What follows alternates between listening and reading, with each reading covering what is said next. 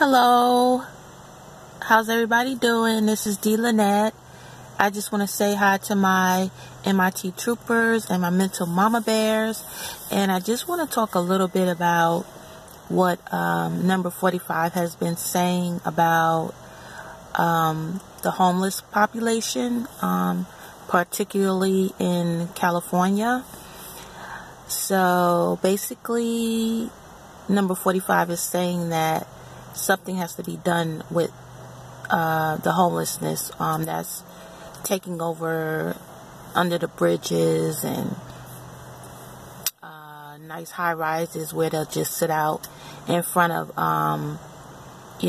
public spaces, and it's just very disheartening, because first of all, has he talked to any of them to see why they are homeless, what their needs are? It's not just about getting a job. It's not just about, everybody's going through something. Some people are going through worse things than others, and they need a helping hand. And there has been programs in place to help the homeless and the mentally ill.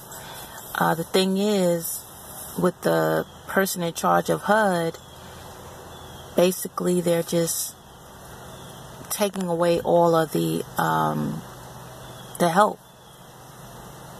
Basically saying that they don't need it. So basically that's putting those people who used to once have vouchers or Section 8 or live in low-income housing, they take that away from them, and guess what? They end up on the streets. There are people that's called the working poor, meaning they'll go to work, make $7 to $10 an hour. They have a family of 3 to 5 to feed, or maybe more, and they just can't meet all their financial obligations. So that's one thing where the cost of,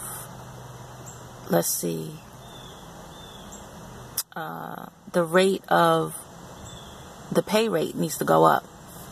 Okay, I don't know how in 2019 going on 2020 guys, how anybody can survive off of $7 to $10 and feed their family.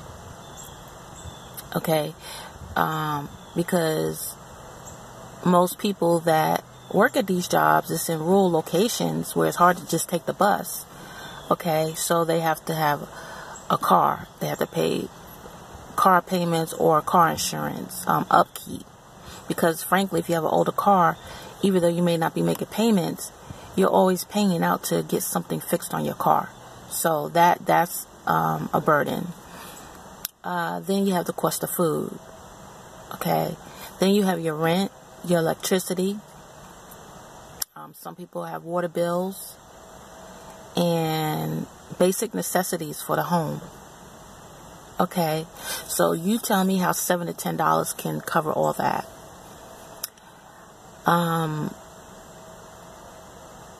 People come from all walks of life. Some people are just, circumstantially in situations where it's just how they grew up, and once they become adults, they just go out there and find, the first job they can get. At least they're working. But with rent being even $800, $900, $1,000, $1,200 and up, who can afford that?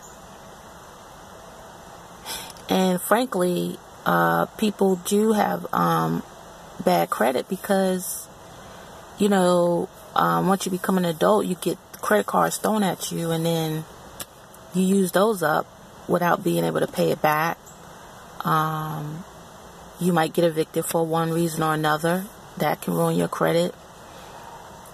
So there's a myriad of things as to why people are homeless. But my question to 45 is, do you sit there and talk to any of them to see why they're homeless? A lot of them are vets that will tell you they can't get housing. They can't even get medical attention to get back on their feet.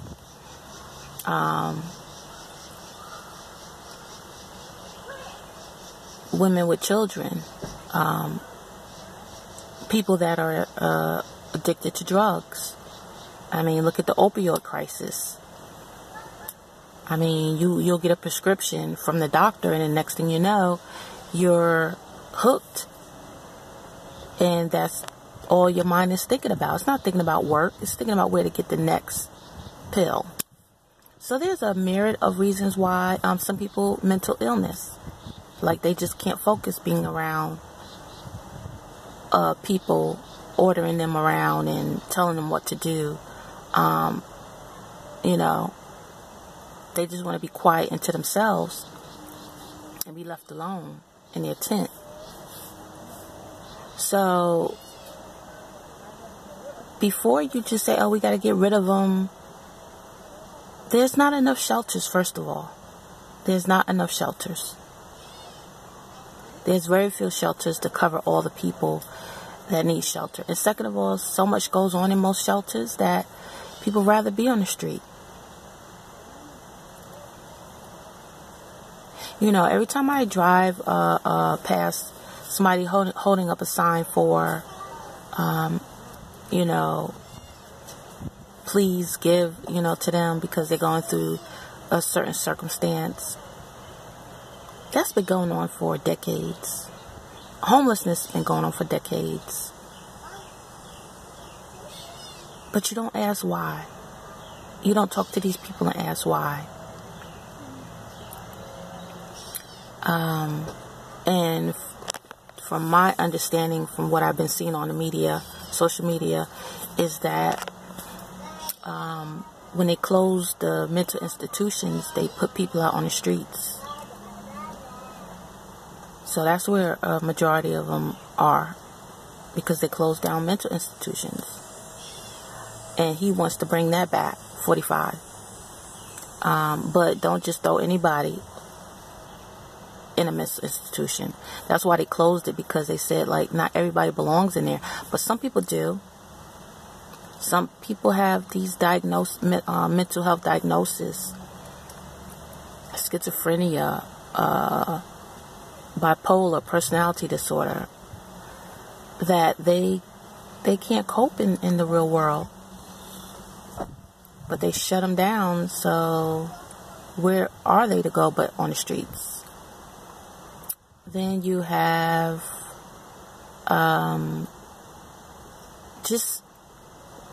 it's just been this way for decades. People on the streets, people in subways, people underneath bridges, you know, people living in their cars. And mainly it's because who can pay that $1,000 rent? And then if you have a blemish on your record, on your credit report, there's no way you could get another place until you pay it off. You know, people are just tired of life, and they just live one day to the next, and they're on the streets. So there's a million reasons why homeless are out there. And then what they do is build their own communities. They build their communities on sidewalks, under bridges, in the woods. And it's just a way of life for them. You know, you can give somebody an apartment, but by the time they have to turn around and pay all the bills that is necessary to live in that apartment, they say, I was better off in the street. Just give me my tent, food to eat. Boom, I'm good. So, in my opinion, what needs to be done is there needs to be low-income housing, but nobody wants to live somewhere where it's just crime-ridden and bug-infested. Who wants to live like that?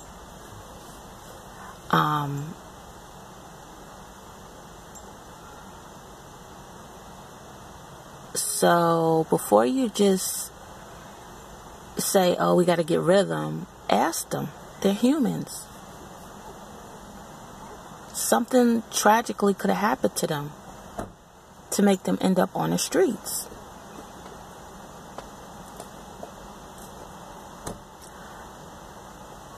I struggle with homelessness, and I can share my story.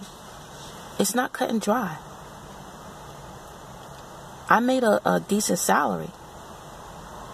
More than $10, that's for sure. Raising 2 kids. But even so, after I paid all my bills, I didn't have nothing left over. But life got me down, and then I found out I had an illness, bipolar.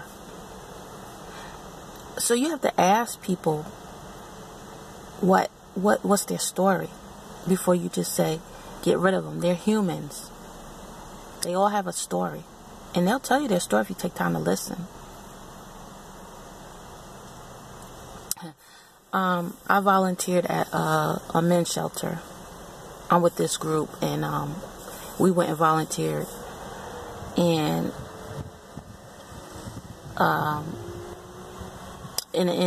we were told that we served like over 100 men, about 100 men. And when I looked at those men walking through the line, these are men, okay? These are men.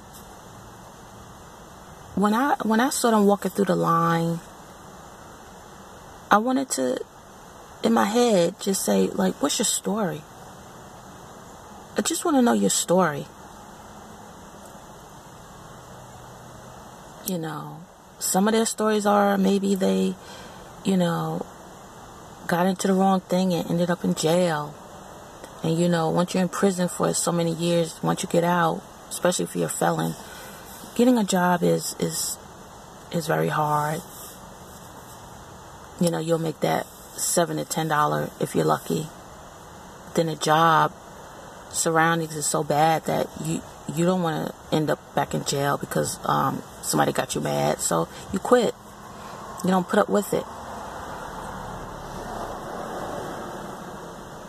Some of them are drug addicted.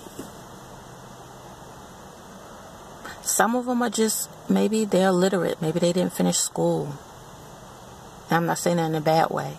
It's just environmental circumstances.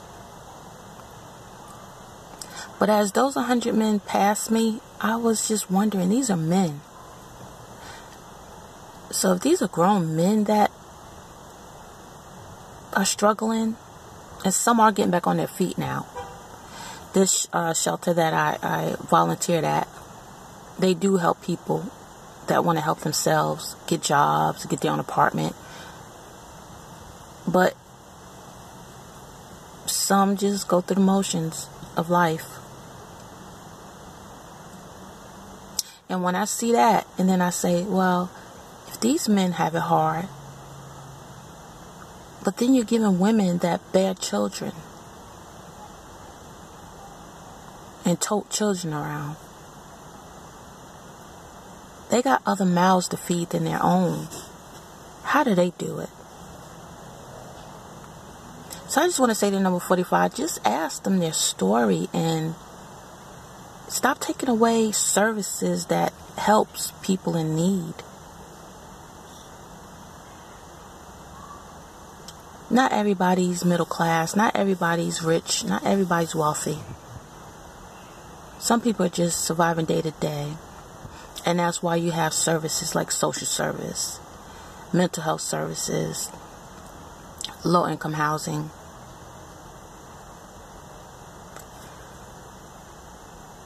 That's life. Because first of all, if everybody were rich and wealthy, there would be no need for social services, social workers, shelters, food pantries, low-income housing, the projects, whatever you want to call it. Those people that work at these jobs, that treat everybody like they're miserable themselves, is because, they wouldn't have a job. And then they'll be on the streets.